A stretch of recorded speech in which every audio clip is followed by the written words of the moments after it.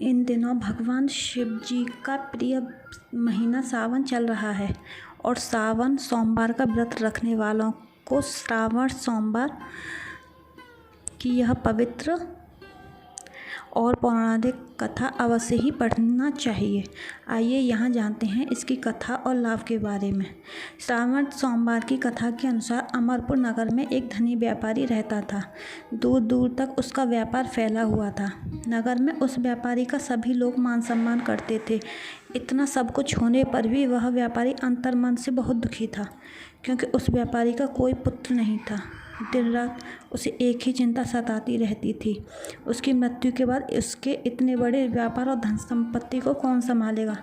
पुत्र पाने की इच्छा से वह व्यापारी प्रति सोमवार भगवान शिव की व्रत पूजा किया करता था। सायंकाल को व्यापारी शिव मंदिर में जाकर भगवान शिव के सामने घी का दीपक जलाया करता था। उस व्यापारी की भक्ति देखकर एक दिन पार्वती जी ने भगवान शिव से कहा, हे प्राणनाथ, यह व्यापारी आपका सच्चा भक्त है। कितने दिनों से यह सोमवार का व्रत और पूजा नियमित कर रहा है। भगवान आप इस व्यापारी की मनोकामना अवश्य पूर्ण करें। भगवान शिव ने मुस्कुराते हुए कहा, हे पार्वती, इस संसार में सबको उसके कर्म के अनुसार फल की प्राप्ति होती है। प्राणी जैसा कर्म करते हैं उन्हें वैसा ही फल प्राप्त होता है। इसके बावजूद पार्वती जी नहीं मानी। उन्होंने आग्रह करते हुए कहा, नहीं प्राणनाथ, आपको इस व्यापारी की इच्छा पूरी करनी ही पड़ेगी। यह आपका अनन्य भक्त है। प्रति सोमवार आपका विधिवत व्रत रखता है और पूजा अर्चना के बाद आपको भोग लगाकर एक समय भोजन ग्रहण करता है। आपको इसे पुत्र प्राप्ति का वरदान देना ही होगा। पार्वती जी का इतना आग्रह देखकर भगवान शिव ने कहा, तुम्हारे आग्रह पर मैं इस व्यापारी को पुत्र प्राप्ति का वरदान देता हूँ, लेकिन इसका पुत्र 16 वर्ष से अधिक जीवित नहीं रहेगा।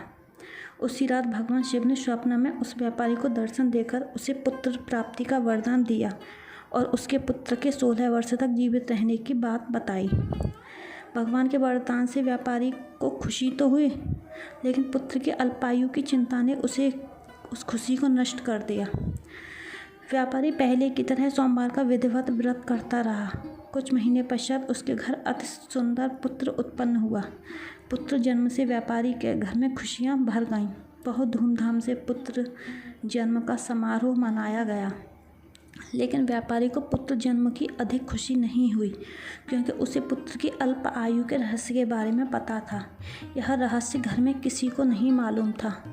विद्वान ब्राह्मणों ने उस पुत्र का नाम अमर रखा। जब अमर 12 वर्ष का हुआ तो शिक्षा के लिए उसे वाराणसी भेजने का निश्चय हुआ। व्यापारी ने अमर के मामा दीपचंद को बुलाया और कहा कि अमर को शिक्षा प्राप्त करने के लिए वाराणसी छोड़ाओ। अमर अपने मामा के साथ शिक्षा प्राप्त करने के लिए चल दिया। रास्ते में जहाँ भी अमर और दीपचंद रात्रि विश्राम के लिए ठहरते, वहीं यज्ञ करते और ब्राह्मणों को भोजन खिलाते। लंबी यात्रा के बाद अमर और दीपचंद एक नगर में पहुँचे। उस नगर के राजा की कन्या के विवाह की खुशी में पूरे नगर को सजाया गया था।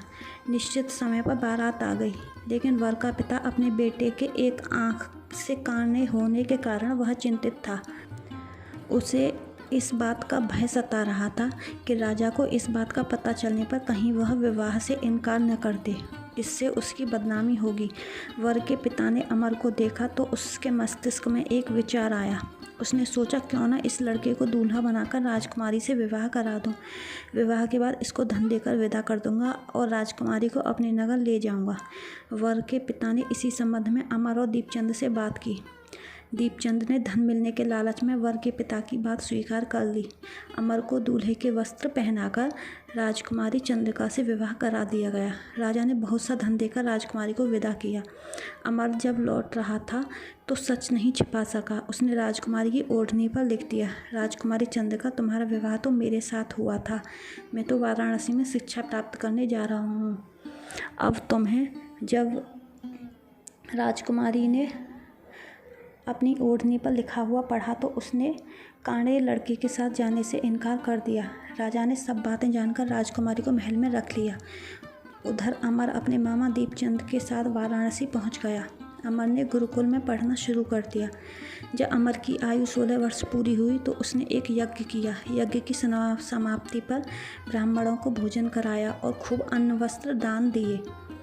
रात को अमर अपने शयन कक्ष में सो गया। शिव के वरदान के अनुसार शयनावस्था में ही अमर के प्राण पखेरु हो गए। सूर्योदय पर मामा अमर को मृत देखकर रोने पीटने लगा।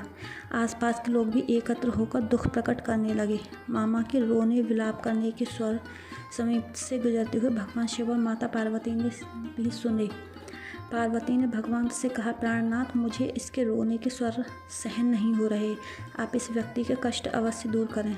भगवान शिव ने पार्वती जी के साथ अदृश्य रूप में समीप जाकर अमर को देखा तो पार्वती जी से बोले, पार्वती, यह उसी व्यापारी का पुत्र है। मैंने इसे 16 वर्ष की आयु का वरदान दिया था। इसकी आयु तो पूरी हो गई। पार्वती जी ने फिर भगवान शिव से निवेदन किया, हे प्राणनाथ, आप इस लड़के को जीवित करें, नहीं तो इसके माता पिता पुत्र की मृत्यु के कारण रो रो कर अपने प्राणों का त्याग कर देंगे। इस लड़के का पिता तो आपका परम भक्त है। बरसों से सोमवार का व्रत करते हुए आपको भोग लगा रहा है। पार्वती जी के आग्रह करने पर भगवान शिव ने उस लड़के को जीवित कर दिया और कुछ ही पल में वह जीवित होकर उठ बैठा। शिक्षा समाप्त करके अमर मामा के साथ अपने नगर की ओर चल दिया। दोनों चलते हुए उसी नगर में पहुंचे जहां अमर का विवाह हुआ था। उस नगर में भी अमर ने यज्ञ का आयोजन किया। समीप से गुजरते हुए नगर के राजा ने यज्ञ का आयोजन देखा। राजा ने अमर को तुरंत पहचान लिया। यज्ञ समाप्त होने पर राजा अमर और उसके मामा को महल ले गया और कुछ दिन उन्हें महल में रखकर बहुत सा धन वस्त्र देकर राजकुमारी के साथ विदा किया। रास्ते में सुरक्षा के लिए राजा ने बहुत से सैनिकों को भी साथ भेजा। दीपचंद ने नगर में पहुंचते ही एक दूत को घर भेजकर अपने आगमन की सूचना भेजी। अपने बेटे अमर के जीवित वापस लौटने की सूचना से व्यापारी बहुत प्रसन्न हुआ।